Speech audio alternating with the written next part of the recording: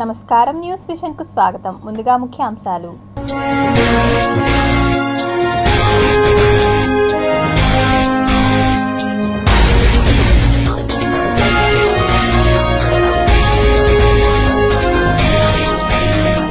హజ్ యాత్రలో కొత్త నిబంధనలు, గతంలో జారీ చేసిన మినహాయింపులు రద్దు. గుజరాత్లో ప్రకృతి బీభత్సం, 80 ఏళ్ల తర్వాత భూమిపైన ఉద్భవించిన 4వ పెద్ద తుఫాను.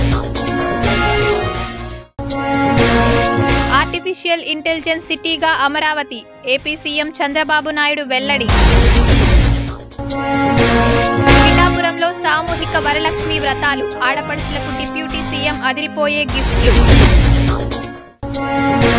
భక్తులకు లడ్డూ పోటు, మండిపడుతున్న భక్తకోటి.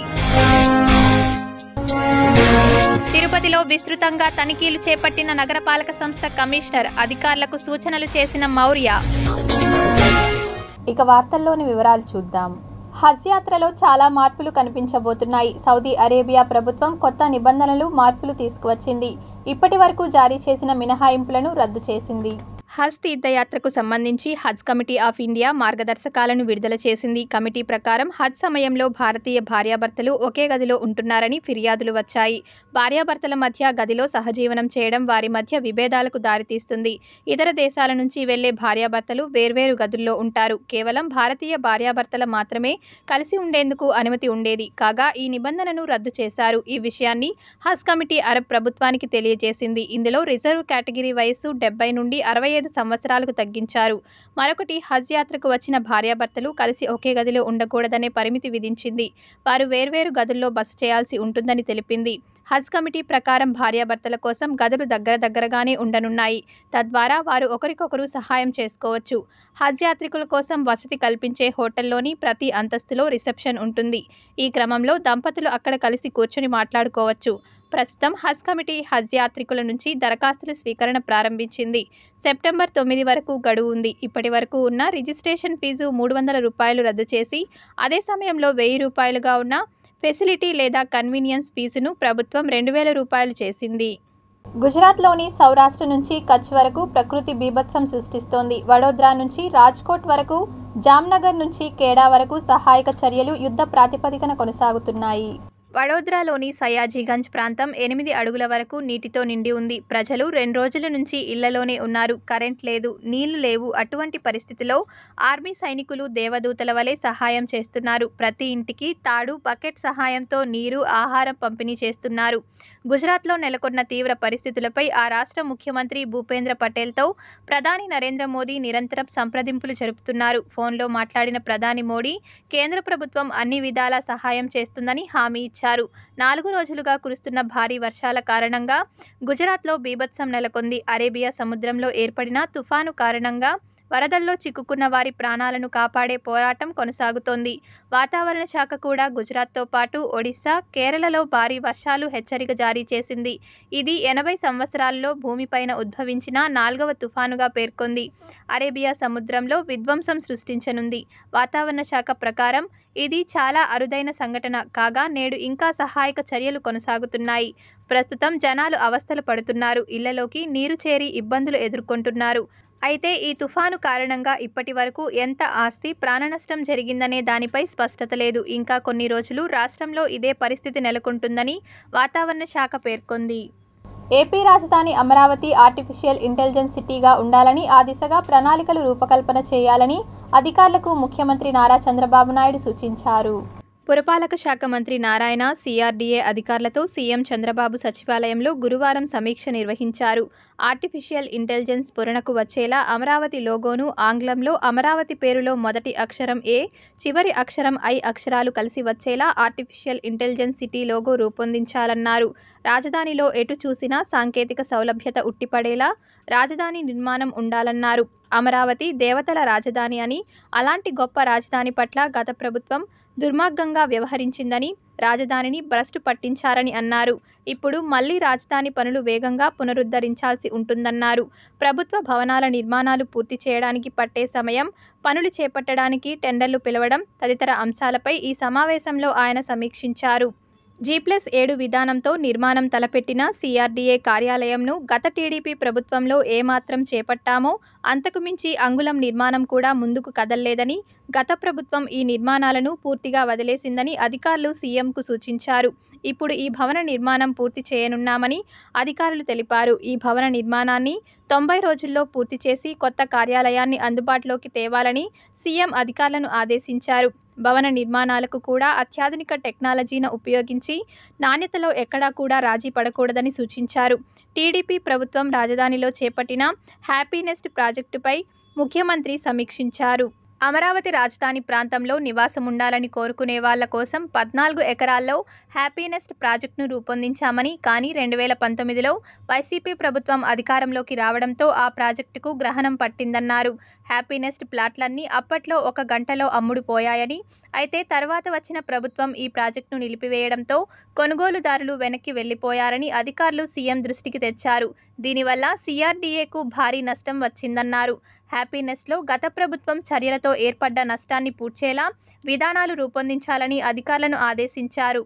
ఈ ప్రాజెక్టును మళ్లీ పునరుద్ధరించాలన్నారు. రాజధానికి సంబంధించి ఇంకా 3,558 ఎకరాలు సేకరించాల్సి ఉందని, రాజధాని పరిధిలోని 2 గ్రామాల రైతులు భూములు ఇచ్చేందుకు ముందుకొస్తున్నారని సీఎంకు అధికారులు తెలిపారు. అయితే డెవలప్ చేసిన ప్లాట్లను ఆ రైతులకు కేటాయించే విషయంలో చిన్న చిన్న అభ్యంతరాలు ఉన్నాయని అధికారులు వివరించగా, రైతులతో మాట్లాడి దాన్ని పరిష్కరించి ముందుకెళ్లాలని సీఎం సూచించారు. రాజధానిలో జరుగుతున్న జంగిల్ క్లియరెన్స్ పనులపై సీఎం సమీక్షించారు. జంగిల్ క్లియరెన్స్ కోసం 190 హిటాచీ మిషన్లు కంప చెట్లను తొలగిస్తున్నాయని, దాదాపు 60% జంగిల్ క్లియరెన్స్ పనులు పూర్తయ్యాయని అధికారులు వివరించారు. బిల్డింగ్ నిర్మాణం, క్లియరెన్స్లో టెక్నాలజీని ఉపయోగించాలని సీఎం సూచించారు. జంగిల్ క్లియరెన్స్ మదింపునకు డ్రోన్లను ఉపయోగించాలని సీఎం అన్నారు. క్లియరెన్స్ పనులు కూడా డ్రోన్స్ ద్వారా పర్యవేక్షించాలన్నారు. ఆంధ్రప్రదేశ్ డిప్యూటీ సీఎం పవన్ కళ్యాణ్ ప్రాతినిధ్యం వహిస్తోన్న పిఠాపురం అసెంబ్లీ నియోజకవర్గంపై అందరి ఫోకస్ ఉంది. దానికి అనుగుణంగా పవన్ కళ్యాణ్ కూడా తన నియోజకవర్గంపై ప్రత్యేకంగా దృష్టి సారించారు. ఓవైపు తనకు కేటాయించిన శాఖలపై పట్టు కోసం ప్రయత్నాలు చేస్తూనే నియోజకవర్గంలోనూ క్షేత్రస్థాయిలో పర్యటించారు. అంతేకాదు, నియోజకవర్గంలోని ఆడపడుచుల మనసులు గెలుచుకునేందుకు ఏపీ డిప్యూటీ సీఎం శ్రద్ధ చూపిస్తున్నారు. అందులో భాగంగా శ్రావణ మాసంలో చివరి శుక్రవారం అయిన ఈరోజు సామూహిక వరలక్ష్మి వ్రతాలు నిర్వహించారు. ఈ సందర్భంగా 12,000 చీరలను పిఠాపురంలోని ఆడపడుచులకు పంపించారు పవన్ కళ్యాణ్. అయితే ప్రతి ఏడు శ్రావణ మాసం చివరి శుక్రవారం రోజున పిఠాపురంలోని పురూహతికా దేవాలయంలో పెద్ద ఎత్తున వరలక్ష్మి వ్రతాలు చేసుకుంటారు. ఆడపడుచులు అదే కోవలో ఈ ఏడాది కూడా సామూహిక వరలక్ష్మి వ్రతాలకు ఏర్పాట్లు చేయగా, తాను గెలిచిన తర్వాత వచ్చిన తొలి ఈవెంట్ కాబట్టి అందరికీ అదిరిపోయే గిఫ్ట్లు పంపారు పవన్ కళ్యాణ్. మంచినీళ్ల కుంట పరిరక్షణకు చర్యలు చేపట్టాలని, పురాతన ప్రాశస్త్యం కలిగిన మంచినీళ్ల కుంటను పరిరక్షించేందుకు తగిన చర్యలు చేపట్టాలని నగరపాలక సంస్థ కమిషనర్ ఎన్ మౌర్య అధికారులను ఆదేశించారు. శుక్రవారం తెల్లవారుజామున నగరపాలక సంస్థ పరిధిలోని 23, 24, 25 వార్డులకు సంబంధించిన మస్టర్ వద్ద ఉద్యోగుల హాజరు నమోదును కమిషనర్ పరిశీలించారు. అందరూ సరైన సమయానికి విధులకు హాజరై చక్కగా పనిచేయాలని అన్నారు. అనంతరం వార్డు పరిధిలోని Netaji road, railway station, Kasturba సందు, బేరివీధి, కోర్టు ప్రాంగణం, వేషాలమ్మ గుడి వీధి తదితర ప్రాంతాల్లో కార్పొరేటర్ నరసింహాచారి, ఇంజనీరింగ్, హెల్త్ అధికారులతో కలిసి పారిశుద్ధ్య పనులను పరిశీలించారు. పారిశుద్ధ్య పనులు మరింత మెరుగ్గా చేపట్టాలని, రోడ్లపైన, కాలువల్లో చెత్త వేయనివ్వకుండా చూడాలని అన్నారు. భవన నిర్మాణ వ్యర్థాలను ఎప్పటికప్పుడు తొలగించేలా చర్యలు తీసుకోవాలని ప్లానింగ్ అధికారులను ఆదేశించారు. అనంతరం మంచినీళ్ల కుంటను పరిశీలించగా అధికారులు కుంట ప్రాశస్త్యంను కమిషనర్కు వివరించారు. గొప్ప చరిత్ర కలిగిన ఈ మంచినీళ్ల కుంటను పరిరక్షించేందుకు చర్యలు చేపట్టాలని అధికారులను ఆదేశించారు. ముందుగా కుంట పరిసరాల్లో ఉన్న మొక్కలు తొలగించాలని ఇంజనీరింగ్ అధికారులను ఆదేశించారు. కమిషనర్ వెంట municipal engineer Chandrasekhar, health officer doctor Yuva Anvesh Reddy తదితరులు ఉన్నారు. తిరుచానూరు శ్రీ పద్మావతి అమ్మవారి ఆలయాన్ని తిరుమల తరహాలో అభివృద్ధి చేస్తామని టీటీడీ ఈవో శ్యామలరావు పేర్కొన్నారు. తిరుమల శ్రీవారి ఆలయం తరహాలో తిరుచానూరు శ్రీ పద్మావతి అమ్మవారి ఆలయాన్ని అభివృద్ధి చేయనున్నట్లు టీటీడీ ఈవో జె శ్యామలరావు వెల్లడించారు. తిరుచానూరులోని శ్రీ పద్మావతి అమ్మవారి ఆలయంలో జరుగుతున్న అభివృద్ధి పనులను ఈవో గురువారం అధికారులతో కలిసి తనిఖీ చేశారు. ఈ సందర్భంగా ఈవో మాట్లాడుతూ, భక్తుల సౌకర్యార్థం జరుగుతున్న వివిధ అభివృద్ధి పనులను త్వరితగతిన పూర్తి చేయాలని సంబంధిత విభాగాల అధికారులను ఆదేశించారు. ఆలయంలో ప్రస్తుతం ఉన్న ఐనామహల్, యాగశాల, పోటు, ప్రసాదాల పంపిణీ కౌంటర్ పరిశీలించారు. ఆలయంలో ఉన్న ఎలక్ట్రికల్ కంట్రోల్ రూమ్ను ఆలయం బయటకు మార్చేందుకు చర్యలు తీసుకోవాలని సంబంధిత అధికారులను ఆదేశించారు. మొదలుకొని ప్రసాదాలు అలాగే రేటింగ్ ఎలా ఉంది, వాళ్ళకి ఏమైనా ఇబ్బందులు ఉందా, వాళ్ళతో ప్రసాదాల క్వాలిటీ కూడా ఎలా ఉంది ఇవన్నీ కూడా వాళ్ళతో అడిగి వాళ్ళ ఫీడ్బ్యాక్ తీసుకోవడం జరిగింది. ఇక్కడ సిబ్బంది కూడా వాళ్ళ దగ్గర నుంచి రిటర్న్గా ఫీడ్బ్యాక్ తీసుకొని టైం టు టైం దాని మీద ఏమైనా కరెక్టివ్ స్టెప్స్ తీసుకోవాలనుకుంటే అవన్నీ కూడా తీసుకొని చాలా బాగా చేస్తున్నారు. భవిష్యత్తులో ఉన్న భక్తులకి ఏ విధంగా సౌకర్యాలను పెంచాలనేది కూడా వాటి మీద ఆలోచన చేస్తున్నాము. ఇవన్నీ ఆలోచించిన తర్వాత ఒక పథకాన్ని తీసుకొచ్చి దాన్ని చేయడం. న్యాయమైన సమస్యలను పరిష్కరించడంలో టీటీడీ అధికారులు వైఫల్యం చెందారని సిఐటియు లక్ష్మి ఆగ్రహం వ్యక్తం చేశారు. తిరుపతి టీటీడీ పరిపాలనా భవనం వద్ద గడిచిన 10 రోజులుగా న్యాయంకై నిరసన దీక్ష కార్యక్రమం చేస్తున్నప్పటికీ టీటీడీ అధికారులలో చలనం రాకపోవడం బాధాకరమని లక్ష్మి తెలిపారు. చిరు వ్యాపారం చేసుకుంటూ జీవనం సాగిస్తున్న శ్రీవారి మెట్టు చిరు వ్యాపారస్తులపై చిన్నచూపు చూడడం సమంజసం కాదని అన్నారు. 10వ రోజులో భాగంగా వంట వార్పు కార్యక్రమం చేసి నిరసన చేపట్టారు. సమస్యలను పరిష్కరించని నేపథ్యంలో సిఐటియు అనుబంధ సంఘాలు అందరి మద్దతుతో టీటీడీ పరిపాలనా భవనాన్ని ముట్టడిస్తామని లక్ష్మి జయచంద్ర పేర్కొన్నారు. 10వ రోజు ఇంకా కూడా కార్యక్రమం ఇంకా కొనసాగించకుండా ఏమనుకుంటున్నారంటే వీళ్ళు మాత్రం కూర్చొని వెళ్ళిపోతారు అనుకుంటున్నారు. కాదు, మొత్తం సిఐటికి ఉండే సంఘాలంతా కూడా ఏకమయ్యి పెద్ద ఎత్తున ఈ పోరాటాన్ని ముందుకు తీసుకెళ్తాం తప్ప ఇక్కడి నుంచి ఖాళీ చేతులతో మాత్రం పోయే క్వశ్చన్ ఉండదు. పులి ఈ రోజు మనం కానీ చూసామంటే ఆ పులి మొత్తం అక్కడ పడి పులి అనుకుంటా ఉంటుంది. ఇప్పుడు పులి సిగ్గుపడుతూ ఉంటుంది. నేను పడింది ఎక్కడ, నేను వచ్చింది ఎక్కడ, ఈ పొద్దు 30 కుటుంబం వీధి పడిపోతుందంటే నేను కనీసం జనాల జోలికి వచ్చిండే అని చెప్పేసి ఈ పొద్దు సిగ్గుపడే పరిస్థితి కూడా ఈ పొద్దు కనిపిస్తుంది. మృగాలకు ఉండే దయ కూడా ఈ పొద్దు ఈ టీటీడీకి లేకపోవటం చాలా శోచనీయము. కాబట్టి వెంటనే దీన్ని గోరుతో పోయి గొడ్డలాగా తెచ్చుకోకుండా శ్రీవారి మెట్టి వారి సమస్యలు పరిష్కరించాలని చెప్పేసి మేము ఈరోజు సిఐటిగా తెలియజేస్తున్నాం. ఈరోజు టీటీడీ యాజమాన్యం ఆలోచించాలని చెప్పి విజ్ఞప్తి చేస్తున్నాం. స్థానిక ఎమ్మెల్యే ఉన్నటువంటి ఆరణి శ్రీనివాసులు గారు కానీ, అదేవిధంగా చంద్రగిరి ఎమ్మెల్యే పులిపర్తి నాని గారు కానీ వీళ్ళిద్దరూ కూడా జోక్యం చేసుకోవాల్సినటువంటి అవసరం ఉంది. వీళ్ళిద్దరూ జోక్యం చేసుకోకపోగా ఇప్పటి వరకు మీరు ఎందుకు చేస్తున్నారు ఏంటని చెప్పిన విషయాన్ని కూడా పట్టించుకోకపోవడం అనేది చాలా బాధాకరం. జీవ వైవిధ్య సమతౌల్యాన్ని ప్రతి ఒక్కరూ పాటించాలని ఎంపీ దగ్గుమల్ల ప్రసాదరావు తెలిపారు. శుక్రవారం ఉదయం 10:30 సామాజిక అటవీ శాఖ ఆధ్వర్యంలో నగరవనంలో వన మహోత్సవ కార్యక్రమాన్ని ఘనంగా నిర్వహించారు. ముఖ్య అతిథిగా పాల్గొన్న ఆయన తొలుత మొక్కలు నాటారు. అటవీ శాఖ స్టాల్స్ను ప్రారంభించారు. ఆయన మాట్లాడుతూ మనుషుల శాతం పెరుగుతోందని, అడవుల శాతం తగ్గుతోందని ఆవేదన వ్యక్తం చేశారు. అడవుల శాతం పెరగాలంటే మొక్కలను విరివిగా నాటాలని, వాటి సంరక్షణ బాధ్యతను ప్రతి ఒక్కరూ తీసుకోవాలని సూచించారు. మొక్కలు నాటడం వలన కలిగే లాభాలను వివరించారు. మొక్కలతో పాటు జంతువులు, పక్షులు జీవ వైవిధ్య సమతౌల్యాన్ని పాటించాలన్నారు. అనంతరం వివిధ పోటీల్లో గెలుపొందిన విద్యార్థులకు బహుమతులు ప్రదానం చేశారు. ఈ కార్యక్రమంలో FRO Thomas, forest section officer Usha, social ఫాల్స్ officer Chandrahasan, mayor Amudha, Rajesh Kumar Reddy, assistant commissioner Ramakrishna విద్యార్థులు పాల్గొన్నారు. మనం కానీ చెట్లను తీసేస్తే భూమిలో ఉన్న పట్టు అవి జారిపోతూ ఉంటాయి. వర్షాలు పడినప్పుడు అది ఎప్పుడైతే నేల మట్టి అంతా కొట్టుకుపోతుంటుంది. కొట్టుకుపోయి ఉంటే మనకి ఎక్కడో ఒక చోట ఇప్పుడు మనం కేరళలో చూశారు. కేరళలో ఏమైపోయింది, మొత్తం ఒక వరదలాగా వచ్చేసి మట్టి పడిపోయి ఒక ఊరు మునిగిపోయింది. దానికి కారణం ఏంటంటే చెట్లు లేకపోవటం. అంత టీ గార్డెన్స్ వేసారు. అక్కడ టీ గార్డెన్స్ వేస్తే ఆ మట్టిని అవి నిలపలేవు. పెద్ద చెట్లు అయితే ఏమవుతుంది, వేళ్లతోటి మట్టిని కొట్టుకుపోకుండా ఆపుతుంది. ఎక్కడైతే చెట్లు ఉంటాయో అక్కడ మట్టి కొట్టుకుపోదు. ఎక్కడైతే చెట్లు ఉంటాయో అక్కడ వరదలు రావు. వాటర్ అయితే వస్తుంది కానీ మట్టి వరదలు రావు. అందుకని భూమిని మనం పట్టి ఉంచడానికి, మనకు ఇచ్చే ఆక్సిజన్ కోసం మనం చెట్లను పెంచుకుంటూ ఉండాలి. సిరులు కురిపించే వరాల తల్లి వరలక్ష్మి వ్రతాన్ని పురస్కరించుకొని తిరుపతి రాస్ కార్యాలయంలో పూజాది కార్యక్రమాలను వేడుకగా నిర్వహించారు. తిరుపతి రాస్ ప్రధాన కార్యాలయంలో వరలక్ష్మి వ్రతాన్ని రాస్ సభ్యులు వేడుకగా నిర్వహించుకున్నారు. ఈ కార్యక్రమానికి ముఖ్య అతిథిగా union bank DGM Ramprasad, RASS ప్రధాన కార్యదర్శి Venkataratnam, joint secretary Mamata, RASS PD Nagaraju విచ్చేసి జ్యోతి ప్రజ్వలనతో కార్యక్రమాన్ని ప్రారంభించారు. మహిళలు భక్తి శ్రద్ధలతో పూజాది కార్యక్రమంలో పాల్గొన్నారు. ఈ సందర్భంగా వారు మాట్లాడుతూ మహిళలు ఆర్థికంగా సుభిక్షంగా ఉండాలనే ఉద్దేశంతో రాజ్ సభ్యురాళ్లకు సంఘాల ద్వారా రుణాలను అందజేస్తున్నామని తెలిపారు. నిత్యం మనం డబ్బుల్లో పనిచేస్తా ఉన్నా గానీ అది మనది కాదు, మనది కానిది పాపపు సొత్తు. దీన్ని మనం ముట్టుకుంటే పాపము అనేటటువంటి ఆలోచన ఎప్పుడు మన మనసుల్లో కల్పించాలని ఆ లక్ష్మీదేవి వారిని కోరుకుంటూ, అదేవిధంగా మనం పనిచేసేది పేద మహిళలు. రెక్కాడితే గానీ డొక్కాడదు, ఎక్కడికక్కడ కష్టపడితే గానీ రూపాయి పొదుపు కట్టలేని పరిస్థితి, అప్పుకు కంతు కట్టలేని పరిస్థితి.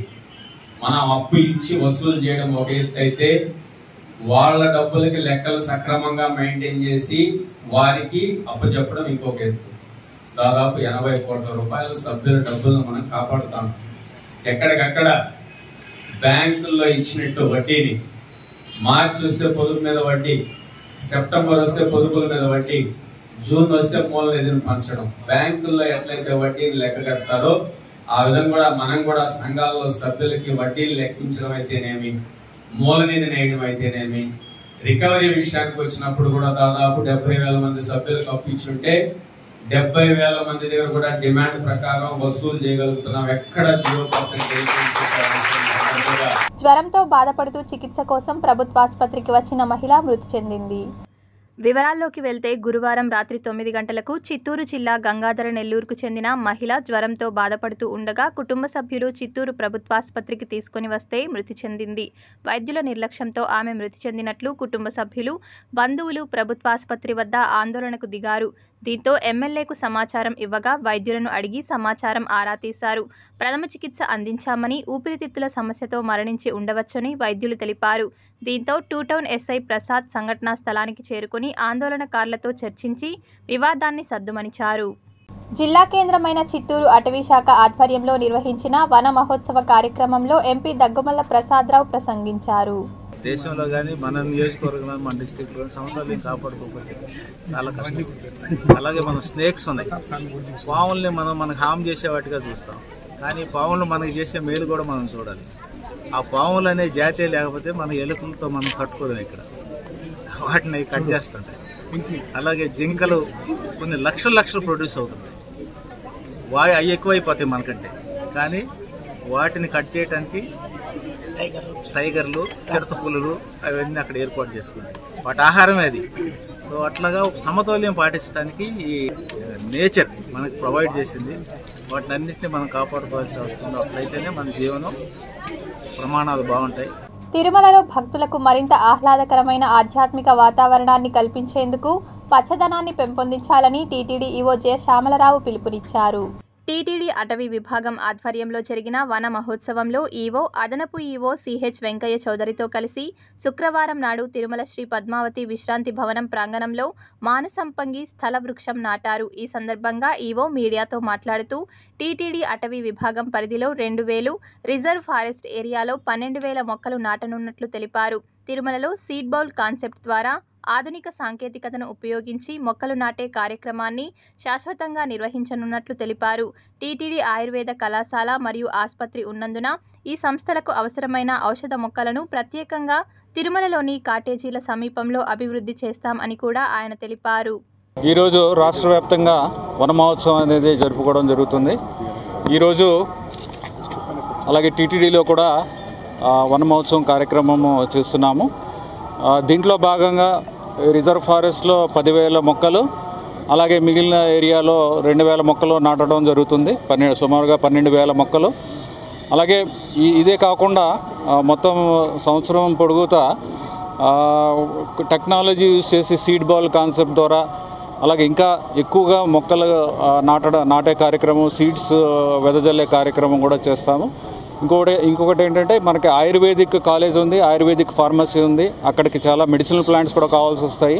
ఈ మెడిసినల్ ప్లాంట్స్ కూడా అన్నీ కూడా ఇక్కడ దొరికే విధంగా ఎక్కడైతే షార్టేజ్ ఉందో అవి కూడా ఐడెంటిఫై చేసి అన్నీ కూడా ఇక్కడ పెంచడానికి కూడా అదొక కార్యక్రమం కింద తీసుకుని చేస్తాము. అది కూడా ప్లాన్ చేస్తున్నాము. మీకు కూడా త్వరలో అవన్నీ కూడా విశేషాలన్నీ కూడా తెలియజేస్తాం. మారుతీనగర్ సుబ్రహ్మణ్యం చిత్ర బృందం తిరుపతిలో సందడి చేశారు.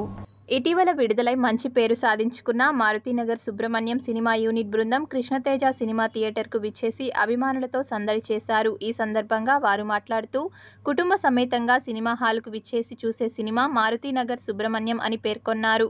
ఇంతటి విజయాన్ని సాధించి పెట్టిన ప్రజలందరికీ, ప్రేక్షక అభిమాన లోకానికి ధన్యవాదాలు తెలిపారు. థియేటర్ రెస్పాన్స్ అయితే చాలా బాగుంది. సక్సెస్ టూర్లో ఇంకో 2 వీకుల తర్వాత మళ్ళీ ఇక్కడికి వస్తాం. రావు రమేష్ గారిని తీసుకుని వస్తాం. ఇక్కడ ఇదే సెలబ్రేషన్ చేద్దామని మనస్ఫూర్తిగా కోరుకుంటున్నాం. నమస్కారం తిరుపతి ప్రజలందరికీ నమస్కారం. థ్యాంక్ యూ సో మచ్ మా మూవీని ఇంత సపోర్ట్ చేస్తున్నందుకు. ఇంకా ముందు సపోర్ట్ చేస్తారని మేము కోరుకుంటున్నాము. Thank you. తిరుపతిలో ఈరోజు రెస్పాన్స్ వస్తుంటే చాలా బాగా అనిపిస్తుందండి. పొద్దునే దర్శనం చాలా బాగా జరిగింది. ఈ సపోర్ట్ ఇంకా కొనసాగుతుందని, ఇదే థియేటర్లో ఈ సినిమా ఇంకో 2 వారాలు ఆడుతుందని గట్టిగా నమ్ముతున్నాం. జనాలు చాలా గట్టిగా నవ్వుకుంటున్నారు. Thank you so much. And Marutinagar Subrahmanyam contest కూడా తిరుపతి ప్రజలు చాలా బాగా టికెట్స్ కొని మాకు పంపించి వాళ్ళ యొక్క అభిమానాన్ని మాకు ఇచ్చారు. చాలా థ్యాంక్స్ అండి. ఈ ఫిల్మ్ని ఇంకా మంచి హిట్ చేస్తారని అనుకుంటున్నాను. Thank you so much. Andhra Pradesh సామాజిక శాస్త్ర సంయుక్త సమావేశాన్ని ఎస్వి వైద్య కళాశాలలో నిర్వహించారు. తిరుపతి ఎస్వి మెడికల్ కళాశాలలోని భువన విజయం ఆడిటోరియంలో 2 రోజుల జాతీయ సదస్సును ఏర్పాటు చేశారు. ఈ సందర్భంగా SV medical college civil surgeon doctor Ramanjaneyulu మీడియాతో మాట్లాడుతూ ఈ కార్యక్రమం యొక్క ముఖ్య ఉద్దేశాన్ని తెలిపారు. ఇటీవల చూసినట్లయితే కొత్త పరిణామాలు జరుగుతున్నాయని అన్నారు. ఆరోగ్యపరంగా, వైద్యపరంగా వచ్చేటువంటి వ్యాధులను డెలిగేట్స్కు వారికున్న అవగాహనను పెంపొందించడానికి ఈ 2 రోజుల సదస్సు దోహదపడుతుందని తెలిపారు. ఈ కాన్ఫరెన్స్ ముఖ్య ఉద్దేశాలు ఏమంటే, దాదాపుగా వైద్య రంగంలో రీసెంట్గా మనకు అనేక కొత్త పరిణామాలు వస్తున్నాయి. అది హెల్త్ ఫీల్డ్ కావచ్చు, మెడికల్ ఫీల్డ్ కావచ్చు. ఈ నూతన పోకడలను వచ్చే డెలిగేట్స్కి వాళ్ళకున్న అవగాహనను పెంపొందింపచేయటం ఈ కాన్ఫరెన్స్ యొక్క ముఖ్య ఉద్దేశం. ఇందాక అనుకున్నట్టుగా వన్ థీమ్ అంటే ఏకీకృత, వన్ హెల్త్ అనేది ఏకీకృత ఆరోగ్యము అని మనం చెప్పుకుంటాము. సో ఈ మెయిన్ కాన్సెప్ట్తో మనము వస్తున్నాము. దీనికి చాలా ప్రాధాన్యత ఉంది. Human health, animal health, animals నుంచి మనకు వచ్చే zoonotic diseases, emerging infections, like కొత్త ఇన్ఫెక్షన్స్ మీరు వింటూ ఉన్నారు. ఎంపాక్స్ అంటే మంకీ పాక్స్, ఇటువంటివి ఏవైతే మనకి వేరియస్ యానిమల్స్ నుంచి వచ్చే అవకాశాలు ఎక్కువ ఉన్నాయి. అలాంటి వాటి గురించి కూడా డిస్కషన్స్ ఈ కాన్ఫరెన్స్లో జరిగి అందరికీ ఇన్ఫర్మేషన్ అప్డేట్ చేసుకొని ఏ విధంగా మనం కలిసి అందరం కలిసి అంటే ఆల్ డిసిప్లిన్స్ కలిస్తేనే ఇలాంటి మన హ్యూమన్ హెల్త్ని ఇంప్రూవ్ చేయొచ్చు అన్న అప్రోచ్ అనమాట. WHO ఇచ్చిన అప్రోచ్ ఇది, కాన్సెప్ట్ ఇది. దాని మీద ఈ కాన్ఫరెన్స్ జరుపుకుంటున్నాం. కడప జిల్లా చిట్వేలుకు సంబంధించిన నాగమణి గతంలో 5 పెళ్లిళ్లు చేసుకుని మనవడు మనవరాల్ని కలిగి తాను అనాథనని అబద్ధం చెప్పింది.